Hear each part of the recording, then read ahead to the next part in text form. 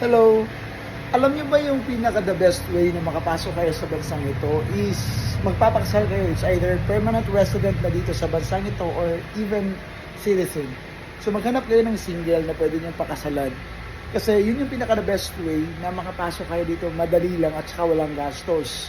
Alam niyo guys, sa totoo lang, maraming mga pre-arranged na wedding na ginagawa. Actually, sa atin banal ito. Pero dito kasi, pwede mo lang kasi siyang ma-divorce pag hindi kayo compatible sa isa't isa. So, yun yung pinaka-the best way. Alam kong ginagawa yun ng mga Filipino natin dito. Hindi lang naman dito sa ibang bansa para magkakaroon sila ng entry sa lugar na gusto nilang puntahan. Kasi magkakapapel ka at magiging permanent resident ka na rin, kagaya ng napapangasawa mo. At saka, pag hindi naman talaga kayo mag-click, pwede naman kayo mag-divorce kasi dito, legal naman yung divorce. So, yun yung pinaka-the best way na makapasok kayo sa bansang ito, guys. Until next time, bye!